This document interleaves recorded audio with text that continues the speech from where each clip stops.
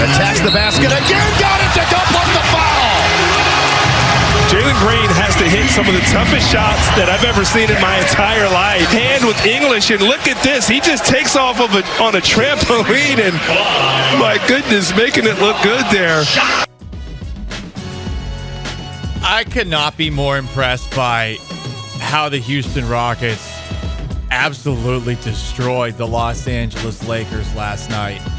128-94. And get this, for the first time in 1,005 days, they are back above 500. It has been rough watching Houston Rockets basketball of late. And I'm sure there's going to be some, well, actually, folks, pointing at the fact that the Los Angeles Lakers did not have Anthony Davis for last night's game. But you're just a Debbie Downer. More of a Debbie Downer than me if you're doing that. I mean, this thing was in hand easily in the first quarter. Continued in the second, it continued through the third, and I thought to myself, okay, well, they're probably going to find their way back into this game at some point. They do have LeBron James. They didn't even play LeBron in the fourth quarter. They got their asses kicked so much. It was truly impressive, and I mean, you could only point at one person for all of these changes. It's Ime Udoka, and when the hire was made, I think everyone, outside of the off-the-court stuff, loved the decision by the Rockets. Because, I mean, this is a guy that was able to get a bunch of Boston Celtics players who weren't working well together to figure things out by the end of his first year on the job and ultimately lead them all the way to the NBA Finals against the Golden State Warriors, who ultimately beat them. He comes into this team, and I mean, what have we been saying the last couple of years about some of the young players on the Houston Rockets? You've been wondering if they made the right choice. I specifically would raise my hand and say that I've had some serious questions about Jalen Green. And last year, it felt like he didn't really take a step from the year before forward at all. And you could blame that on Steven Silas. You can blame that on Jalen Green. You can blame it on whoever you want. But I think the Ime Udoka effect has been seen most in Jalen Green especially. And Green was fantastic. And I don't know if it's a going up against the Lakers thing because he has 20-plus points, I think, in all 6 games that he's played against the Lakers. He does put up a lot of points. But look at these numbers. 11 of 15 from the field. 5 of 6 from outside. 28 points. 7 rebounds. And you wonder, why is it that Jalen Green right now seems to be figuring out how to play basketball in a way that is efficient, in a way that isn't perhaps coming at the expense of ball movement and the guys that are around him on the team. And I mean, why aren't you pointing at anybody other than Ime Udoka? Hell, Ime Udoka reminded Jalen Green that, hey, you were on the USA Select team, and Austin Reeves, who you're playing against with that weird haircut that he's got, Austin Reeves, he was on actual Team USA. Udoka was asked about it after the game.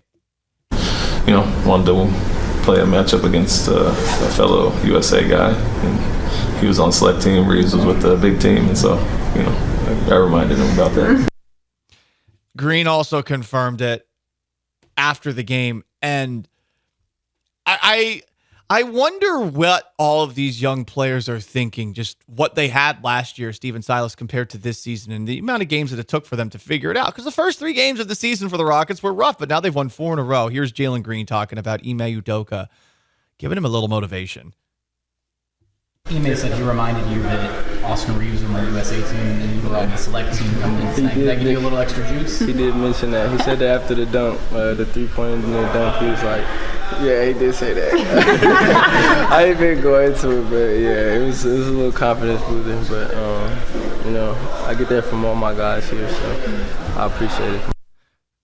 Whatever motivation you can find anywhere, you take it, you use it. And okay, maybe that's the reason Green played so well last night, but his last 2 games, he's looked good. And There are definitely asterisks that you can put next to the last 3 Rockets wins. The Sacramento Kings did not have De'Aaron Fox for any of those games, and the Lakers were playing last night with Anthony Davis. They also gave a litany of excuses after the game as to why they're not playing well, which we'll get to in a bit. But I do want to stick with the Houston Rockets. So you have Ime Udoka in, and the dead weight's gone. I hate to say this about Steven Silas, but it was clear that none of the players were progressing under him, and you need to develop your players. You have to challenge them. You have to get them to make incremental or massive improvements over the course of a season. It really felt like there were none from any of the young Rocket players last season, outside of maybe Jabari Smith Jr. down the stretch. And there's no Kevin Porter Jr. There's no Christian Wood, who you saw on the other side of the court for the Los Angeles Lakers. Did you see Christian Wood pretend that he got hit in the nuts? Did you see that? He just fell to the court.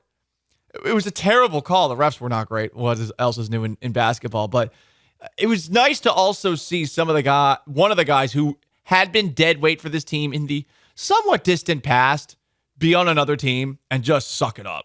He stunk. No Kevin Porter Jr. turning the offense into a sit around and watch party. You got a team that's playing defense. You got a team that's trying. And then there's the other guy that's the big reason for the change. And maybe statistically, not the best performance. Just 5 points. But in a game where LeBron James was largely forgotten, he did have 18 points in 3 quarters.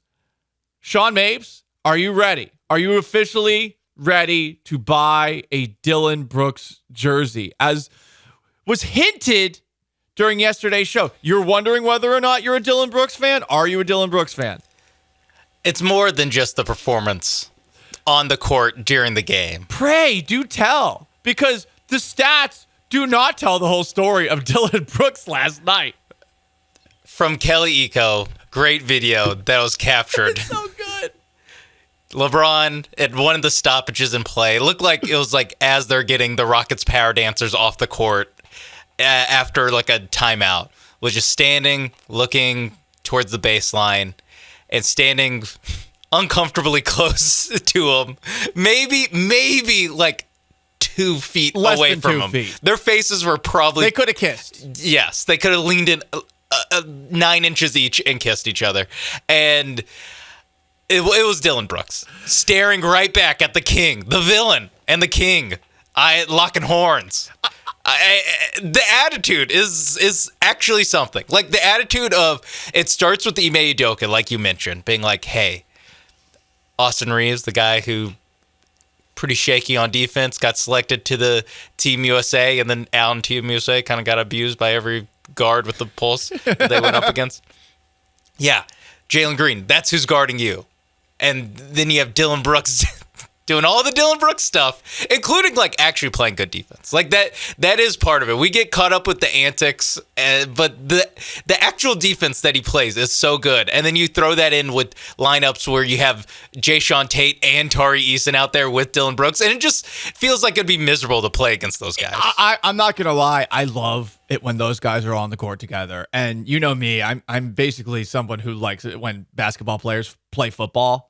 You know, my favorite players are Marcus Smart and Patrick Beverley. And while it's going to take some time, I think, for me to appreciate that Dillon Brooks is now one of our own, I have really enjoyed this thus far. I mean, 4 years and $80 million is ridiculous until you see this in action and realize it's not your money. He was doing the stare downs before the game in warmups, during the game as well. And okay, maybe you need to have some just completely delusional person on your team to make the rest of the team similarly delusional. And to your point, Sean, about his defense, he made LeBron James work on a couple of possessions, and you could tell LeBron was taking things personally. He was huffing and puffing. Yeah, he was trying to back him down like under the basket every single time. I mean, he did a couple times, but that just speaks to, yes, LeBron was very much taking the matchup of him versus Dillon Brooks very seriously. So seriously. And Brooks was able to step up. On top of that, it felt like whatever resistance Brooks and the rest of the Rockets were giving got in LeBron's head, because it wasn't that long into the game. LeBron was just complaining for a call on just about every single possession. And look, a lot of stars in the NBA do this. I don't think LeBron's that much different from others. I just know that in last night's game, after just a little bit of time, the Rockets were such an annoying gnat to the Lakers that the Lakers started complaining, and they were complaining a lot. And they, of course, had been complaining going into the game about foul calls that had not been made. So it's fun, even if this Lakers team isn't all that the jersey that they're wearing would seemingly make them be, even if they're not the Lakers teams of old. To see the Rockets do that last night, it's crazy that in basically a week's worth of games that the Houston Rockets are so much different than where they were last year. It's Ime Udoka, it's Dillon Brooks, and I know that not everybody who listens to us is a basketball fan. I also know that their schedule is not getting any easier. They have been rather fortunate with the injuries that the Kings have been dealing with and with the injury that Anthony Davis missed the Lakers game last night. But this is a much more watchable product than we have seen in years. And I'm saying that. And you know how much of an, at times, like, just so opposed to the Rockets that it wasn't even possible for me to jump aboard. This was fun. I enjoyed last night's game a lot. Yeah, and to talk about the schedule a little bit, it's like they've won all 4 of their games this season, the last 4 games. So they're on a 4-game. All of them have been by double digits. Yeah. And the last 2 have been by 20 plus. You're right, Sean. It would be one thing if it was by a little bit. Yeah. They are killing these teams, killing them. And like last night, they didn't come out and shoot the lights out. They didn't shoot they shot well, but it wasn't one of those nights where one team just makes 25 threes and you're like, all right, great to come out, and there's no way we're gonna there's no way one team makes 25 threes and the other team wins. That's basically mathematically impossible. But they came out and just outworked the Lakers. They did. They just ran circles around the Lakers. Alperen Sengun played defense against Christian Wood. Was he taking it personal? I think he was. I think he also took it personally when they put that Castleton guy, who I've literally never heard of. I didn't either. There's a bunch of Lakers. I'm like, who the hell are these guys? The second he came out there and was standing next to Sengun, I was like, if they don't run the next 5 plays right at this guy, the Rockets have done something wrong. And in past years, they wouldn't have run 5 straight plays at that guy. With different coaches, they would not have done that. With Ime Udoka, every play was involving Alperen Sengun and this random Castleton guy for the Lakers, and they lit him on fire. They just absolutely lit him on fire and grew the lead. This is my favorite stat of the night. The Rockets were winning by so much that not only did Boban Marjanovic play 6 minutes, he had 6 and 7. Oh, he fills it up in garbage time. he really filled it up. What a win for the Rockets. You want to talk about it? 713-780-3776 to call and to text. And you'll never guess who LeBron James paid tribute to at last night's game. What does it mean to you for you guys to have won 4 games in a row for the first time in 2 years? It's a blessing. I'm just happy about it. I've been in the losing category for so long, so, it's good just to see the results and the progression that, the team is doing. And it has been quick progression with Ime Udoka in charge. I saw Jerome Solomon had a column in the Houston Chronicle before the Rockets-Lakers game, and it was about how you really can't help but smell or see the good vibes coming out of both NRG Stadium and the Toyota Center. You got these young teams, and they're buying in. With the Texans, they have a great quarterback potentially in C.J. Stroud. With the Rockets, it's not about the great players necessarily as much as it's just a complete shift in mentality. And it's great to see that a shift like that can pay immediate results, because sometimes a changed mindset doesn't do bleep. Sometimes changing your mindset works for a couple of weeks, a couple of months at most, but everyone reverts back to the mean because it is hard for people to change in life. We all know this. Or like you touched on the last part where it's hard to change. You'd expect it to take longer. You'd think that it'd take longer to flush all the Silas ball out of some of these guys. Such a good way to say it. And now I'm looking at their next game, in-season tournament game at home at Toyota Center against the Pelicans. I'm like, can the Rockets make noise in the in-season tournament? Probably not. Probably not. But I don't know. You know what? I don't even think you could say probably not anymore. Because I feel like they're going to take it more seriously than perhaps other teams will. They need the Nuggets to absolutely no-show. And maybe the Mavericks do. Clippers, I'm not worried about. I'm not worried about the Clippers either. Did you hear what was happening with James Harden's return to Brooklyn? I saw he threw a ball at the Nets broadcast team.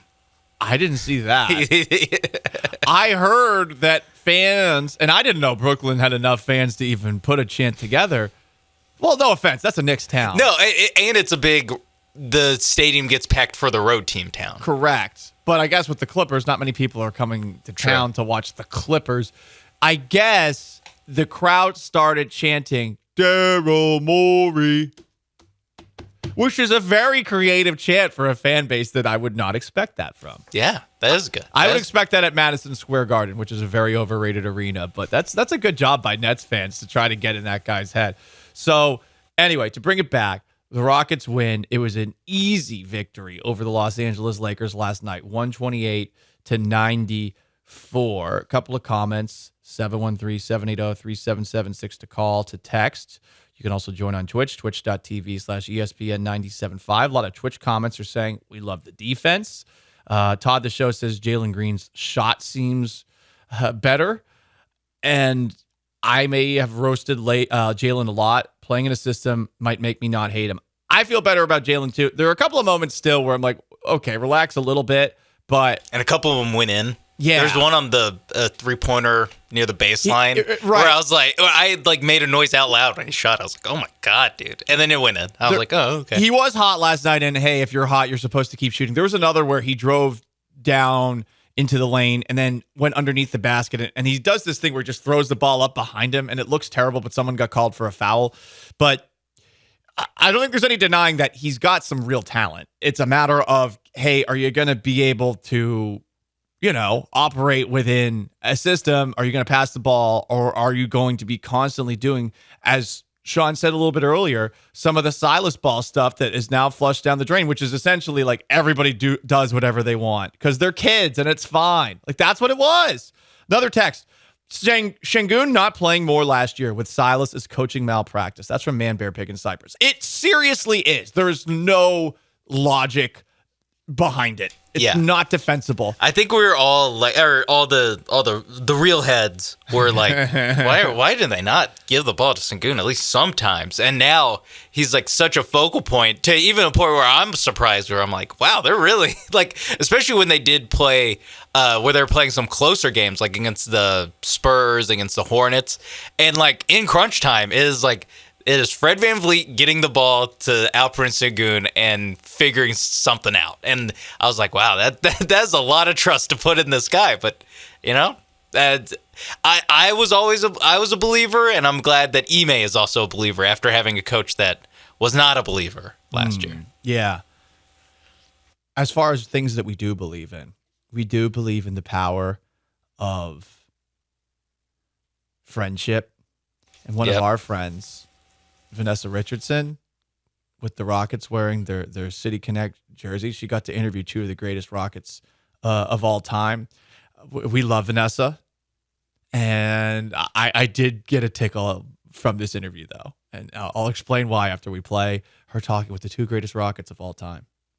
I want to start by just thanking you guys for your time and ask you what it means to be honored as a hometown hero. Well, it's an honor for me, especially being in Houston. It reminded me of my college days. This is a big honor for me. What does it mean to you, Clyde, to be honored as a hometown hero? Just what Akeem said. As a guy who grew up here, it's a tremendous honor. The jerseys are phenomenal. It's always great to be honored. Great to be here. I love the team. I think it's going to be a good year. Okay, so when you saw that the jerseys were Phi Slamma Jamma theme, what did you guys think? Well, you can't go wrong. Phi Slamma Jamma was off the chart. What about you, Dream? It's amazing that up to today, people are still talking about Phi Slamma Jamma. Yeah. That means a lot. Okay, so obviously this is a new team. You have Ime Udoka. You're his all-time favorite player. He loves you because of the Nigerian connection. What do you think the Rockets can do? Well, with Udoka as the head coach, you see the way they're defending. He's known for his great defense. This team, I think, is going to make the playoffs. That's my prediction. Whoa! Hakeem, What do you say? Tremendous talent, and they play with confidence. Akeem, a little more measured. That's the most I've ever heard out of Clyde Drexler ever. So shout out to Vanessa for getting that out of them. And you know why they got it? Because Vanessa thanked them for their service at the beginning of that interview. To the Rockets. Right. Thank you for your service. Someone's commenting, well, you know, Drax wasn't here long enough to be considered one of the 2 greatest Rockets. I just want to do whatever I can to make sure James Harden is not one of them. I will do whatever I can. Just know, listener, when he said that, I can talk into Paul's ear without coming out over the air, and I just went, well, she wasn't talking to James Harden. No, because guess what, Sean? Those guys, Cougs. So, Cougs, greatest Rockets ever. Obviously, our beloved Cougs are the best basketball players in town. Still are. Hey, Sean, you can't get away from LeBron coverage, can you? Especially not when he plays in your city. It's really annoying, though. I'm glad that this is done. The amount of things that made me roll my eyes were, let's see, 1, 2, 3, 4, 5, 6. 6 things made me roll my eyes about LeBron James before the game even started. Okay, let's rapid fire them. I will just say I'm glad the Rockets are now good enough to where this is like the last thing we mention with the Rockets when LeBron comes to town as opposed to the first. Okay. Let's wrap just as quickly as you can. 1. LeBron James knew C.J. Stroud was a star long before he joined the Texans. Well, watch him at Ohio State. That's a Houston Chronicle headline. Yeah. I don't care. Big Ohio State fan. Number 2, there were 2 headlines about LeBron James liking C.J. Stroud in the Houston Chronicle for 2 different articles. That's SEO right there, baby. LeBron James shows his support for Texans rookie C.J. Stroud. Then LeBron James hugged C.J. Stroud. 2 GOATs recognizing GOATs. Okay, well, that doesn't bother me as much as when it's juxtapositioned with how LeBron James treated World Series champion catcher Martin Maldonado. Did you see that?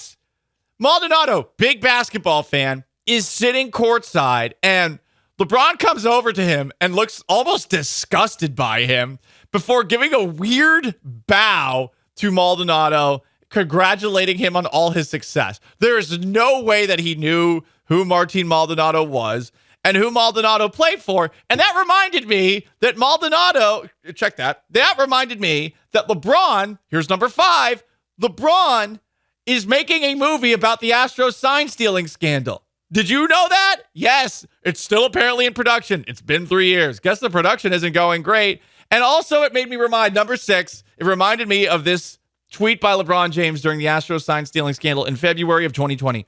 Listen, I know I don't play baseball, but I am in sports, and I know if someone cheated me out of winning the title and I found out, I would be effing irate. I mean, like uncontrollable about what I would/could do. Listen here, baseball commissioner. Listen to your player speaking today about how disgusted, mad, hurt, broken, etc., about this. Literally, the ball is in your court, or should I say field, and you need to fix this for the sake of sports! ! Hashtag just my thoughts coming from a sports junkie, regardless my own sport I play. So, honestly, I feel like Martin Maldonado, we've been big Maldi guys. Maldi shouldn't have shaken his hand. He shouldn't have even tried to shake his hand. Shouldn't have tried to honor him. Shouldn't have tried to respect him. Honestly, should he have spit on the court? I don't know. I'm asking the question. Should he have spit on the court while LeBron James walked by? I don't know. I'm just asking the question. I'm interested in, like, how often does LeBron, like, congratulate people for their success and he has no idea who they are? Because I suspect that he did. And I feel like every NBA player does this. Like, I feel like every star, before the game, they get pointed to someone sitting courtside and they're like, Mr. So-and-so would love to meet you. And he's just like, hey, big fan. And they just keep it moving. Like, did he know? Like, but this guy looks like a professional athlete. Well, here's the thing: Maldonado does not look like a professional athlete. Yeah, true. Maldonado did not. I saw the picture of Maldonado, and I thought to myself, you know what? In LeBron's defense, if I saw that guy, would I think he's one of like the most important Houston Astros ever? Do you like how I've done that twice in the same segment? Yeah. Clyde Drexler, one of the most important. No, you said second best rocket of all time. Second best rocket of all time. Yeah. Yeah, he's one of the best players ever, and I mean, yeah, he's the second best rocket of all time. Oh, Paul, what about Moses Malone and the other guy? Yeah, whatever. Okay. Trace McGrady. You know what? It was just because he was a Coug. That's how I'm going to defend that just absolute terrible take that I had a little bit ago.